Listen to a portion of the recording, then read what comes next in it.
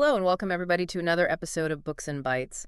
Today we are doing a deep dive into George J. Stigler's The Citizen and the State, Essays on Regulation. Okay. This book is a collection of essays by Stigler, who was a Nobel Prize-winning economist and really one of the leading thinkers in kind of the Chicago School of Economics in the 20th century. Yeah.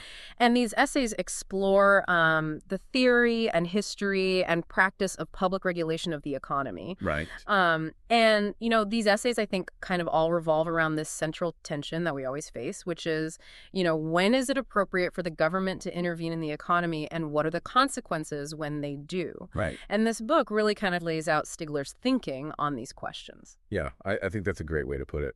So I think one of the best places to start might be with this essay that he has called The Unjoined Debate, which is really about how he saw the debate in the U.S. at the time between kind of liberals and conservatives about the role of government. And I think this is still very relevant today, where he observes that the debate wasn't very effective and the quality of the debate was declining. I think that's something that everybody can agree on today. Yeah, and he kind of frames this by talking about this concept of an extreme view, where he says basically an extreme view is a view that's outside the range of what most people in the debate are willing to accept. Yeah. So it kind of gets excluded from any meaningful discussion. Yeah. And he argues that both liberals and conservatives, in a way, have kind of adopted this idea of extreme views where neither side is really taking the issue of liberty seriously. Okay. And that's despite increasing political control over economic life over the course of the 20th century. Interesting. So I think it's really fascinating how he unpacks this. Yeah. For instance, when he talks about the liberal perspective on liberty, he notes that it often sees restrictions on one person as creating freedom for another. So, for example, pollution laws, restricting a factory's emissions might restrict the factory's freedom, but it also might be seen as increasing the freedom of the people who live nearby to breathe clean air. Sure. And on the other hand, he highlights how the conservative view of liberty tends to focus on an efficient price system where government intervention is seen as distorting that system and ultimately making society worse off. Right.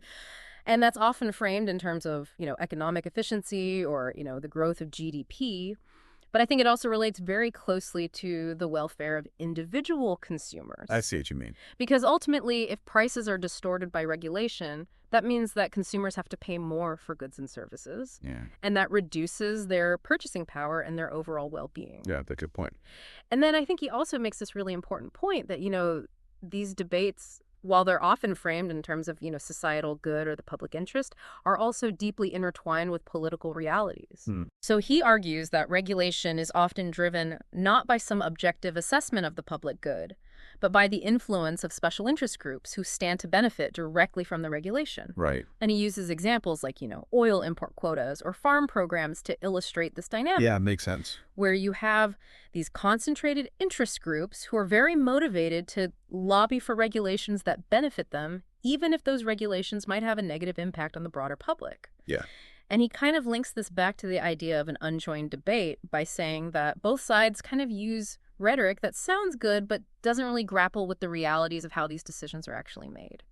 Yeah, and I think this is a really important point that Stigler makes throughout the book. Yeah. Is this kind of this idea of the seen and the unseen. Right. The stated goals of a policy versus the actual effects. Yeah. And he's always pushing us to look beyond the rhetoric and to really examine the evidence. Yeah.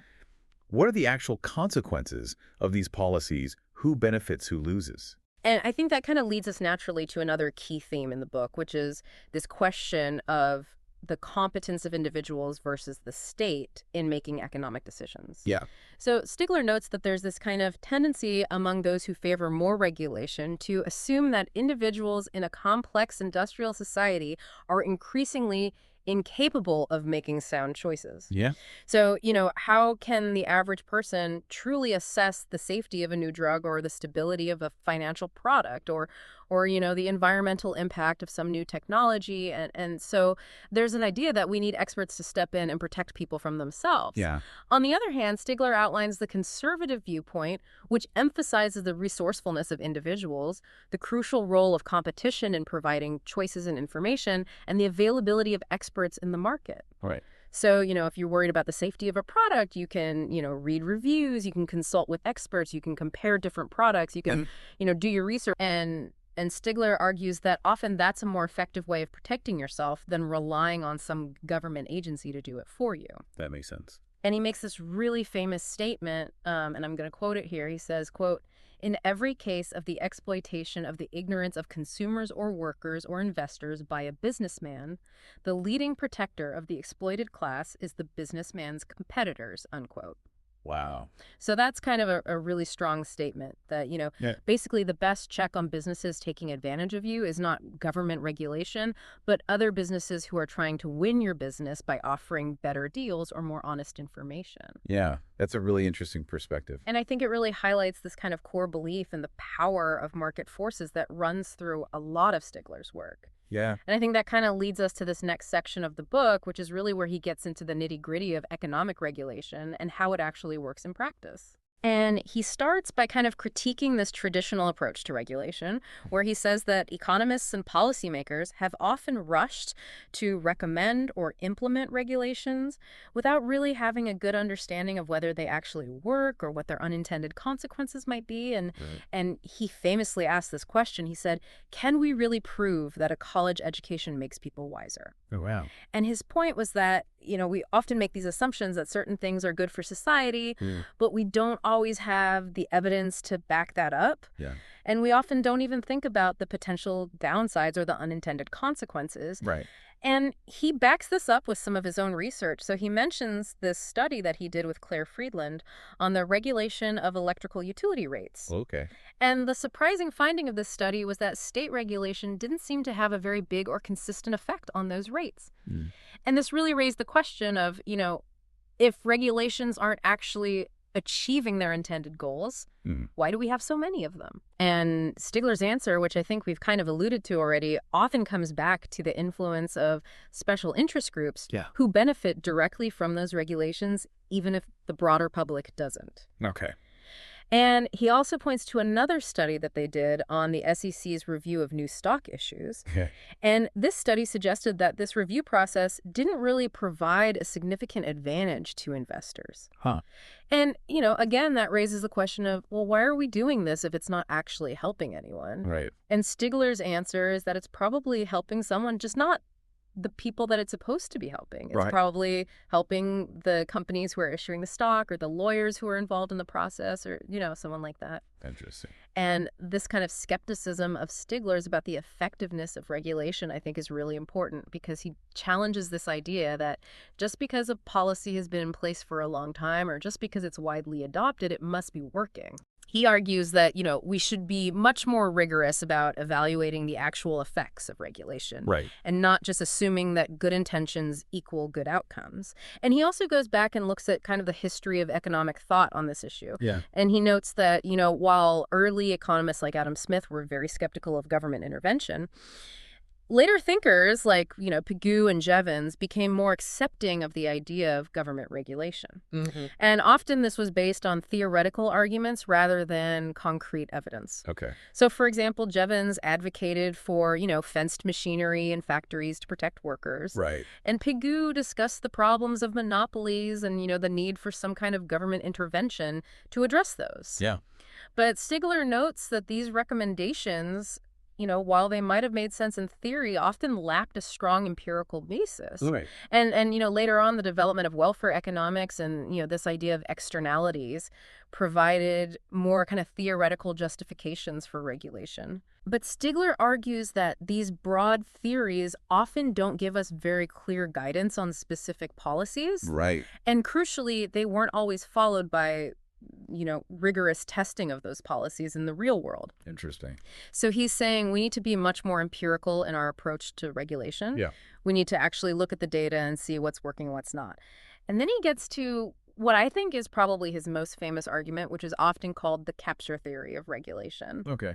And he lays this out really clearly in his essay called Economic Regulation. Okay. And his central thesis in this essay is that regulation is often acquired by the industry and is designed and operated primarily for its benefit. Wow. So instead of regulation being a tool to protect the public from powerful businesses, Stigler argues that it often becomes a tool for businesses to protect themselves from competition and to enhance their profits. Okay, so can you give me an example of this? Like, how would that work? Yeah, so one example that he gives is the Civil Aeronautics Board, or CAB, which was the agency that regulated airlines in the U.S. for many years. Right. And he points out that the CAB didn't allow any new major airlines to enter the market for decades. Wow. So basically, the existing airlines had a kind of a government-sanctioned monopoly, Right. and this obviously allowed them to keep prices high and profits fat. Yeah, I guess that makes sense. And, Stigler argues that this is a pattern that we see across many industries Right. where regulation is often used not to protect the public, but to protect the incumbents. Right. And he identifies several key ways that industries can benefit from regulation. Okay.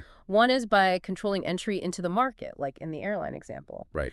Another way is by influencing policies on substitutes and complements to their own advantage. Okay. So, for example, he talks about how building trade unions might use building codes to restrict the use of labor-saving materials, because that would obviously protect the jobs of their members. Yeah. But it would also make construction more expensive for everyone else. And then the third way that industries can benefit from regulation is through direct or indirect price fixing. Okay. So, sometimes regulations will explicitly set prices or rates for an industry. Right. But even when they don't, they can often create conditions that make it easier for companies to collude and keep prices high. So it's like they're using the government to do their dirty work for them. Exactly. And Stigler argues that this is why it's so important to be skeptical of claims that regulation is always in the public interest, Yeah. because often it's not. Right. But, Stigler also acknowledges that it's not always a simple case of one industry getting everything it wants. Okay. He talks about how political forces and the involvement of outsiders can also shape regulatory outcomes. Okay. So, for example, he discusses how, the allocation of TV channels to smaller communities or the challenges in abandoning unprofitable rail lines demonstrate that broader political considerations can come into play. Right. And these considerations might not always align with the interests of the regulated industry. Yeah, I can see that. And he also uses the example of motor trucking regulation, where he shows that it wasn't just the trucking industry that was involved in shaping the regulations. Right.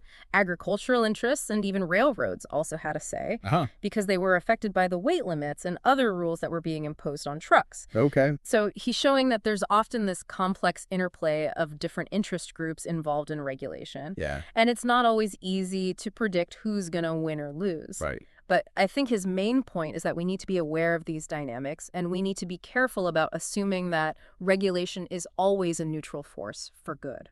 Yeah, that makes sense. And then he gets into this really interesting question of why a democratic society might actually grant these requests from special interests, even if they harm the broader community. Yeah, that's a good question. And he points to several factors. Okay. One is that the costs of many regulations are spread very thinly across a large number of people, Right. while the benefits are concentrated among a smaller, more organized group. And this creates a kind of an information problem for voters. Okay. Because if a regulation is going to cost you personally a few dollars a year, you might not even be aware of it. Right. Or you might not be motivated to spend the time and energy to oppose it, Yeah. even if the total cost to society is in the millions or billions of dollars. That's interesting. And then on the other hand, the group that's going to benefit from the regulation, let's say a particular industry, they have a much stronger incentive to lobby for it. Yeah. Because they stand to gain a lot of money. Right.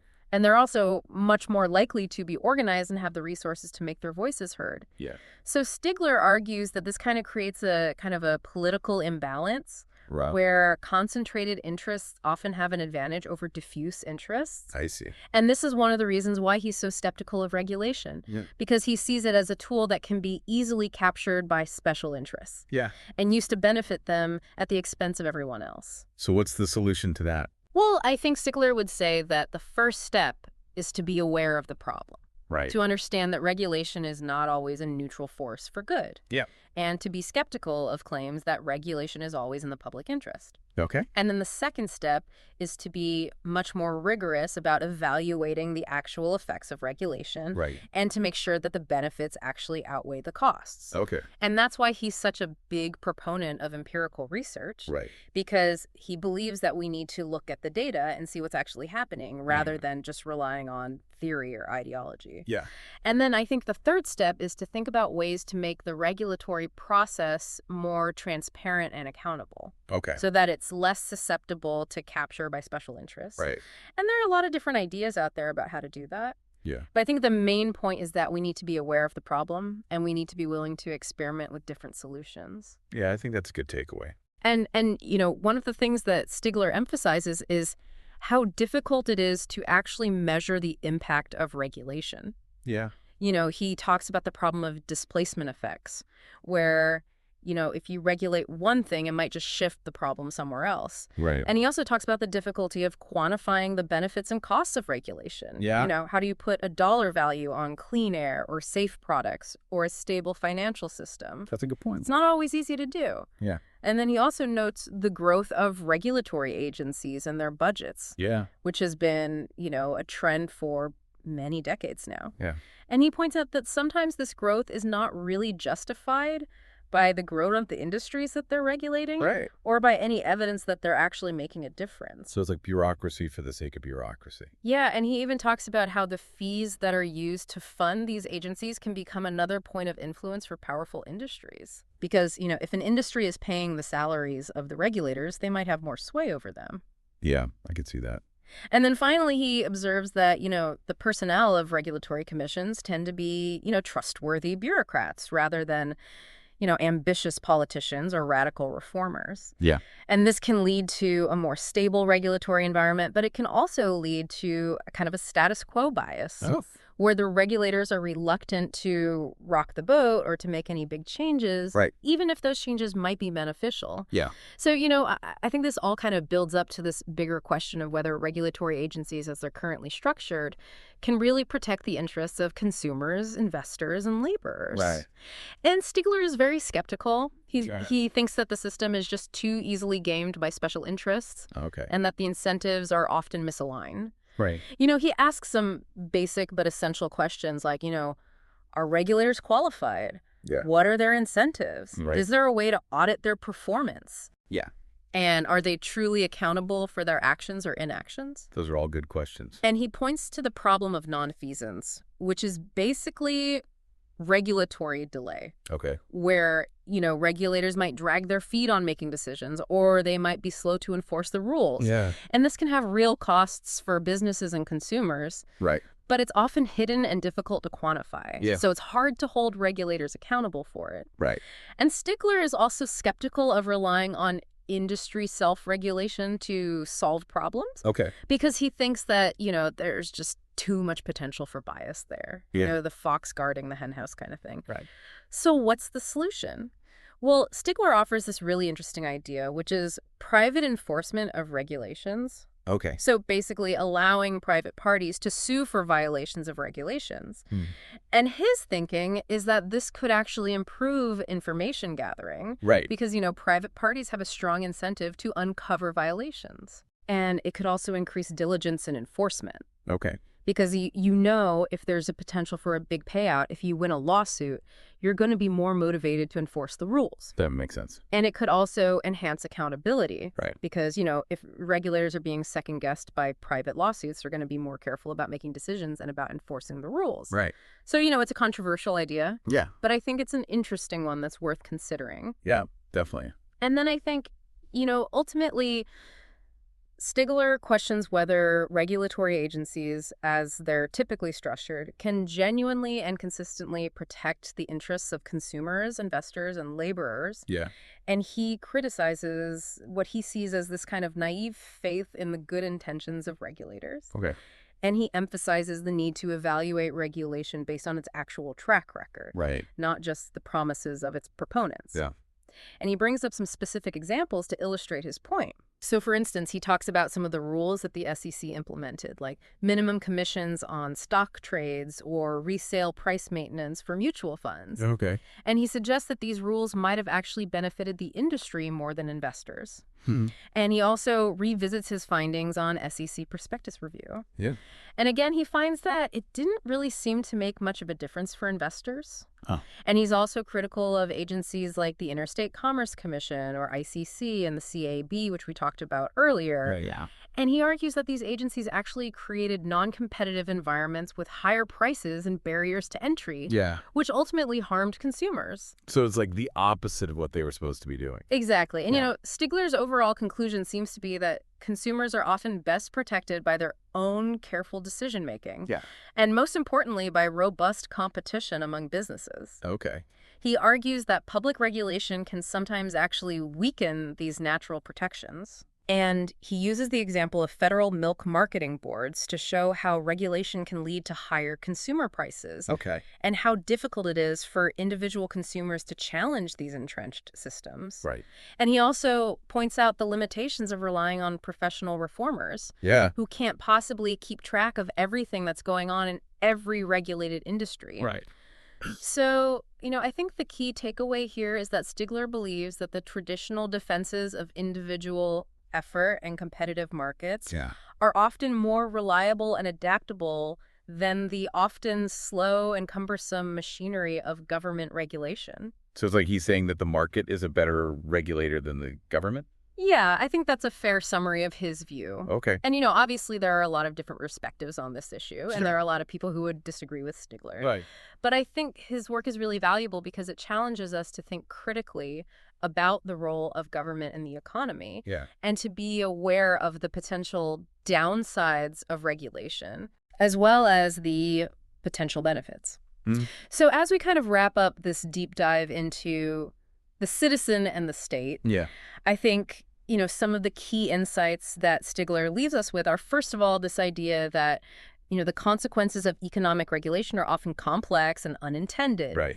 It's not always easy to predict how a regulation is going to play out in the real world. Yeah. And second of all, that special interests play a huge role in shaping regulation. Yeah. It's not always about the public good. Right. It's often about who has the most money and the most influence. Yeah. And third of all, that we need to be much more empirical in our approach to regulation. Right. We need to actually look at the data and see what's working and what's not. Yeah.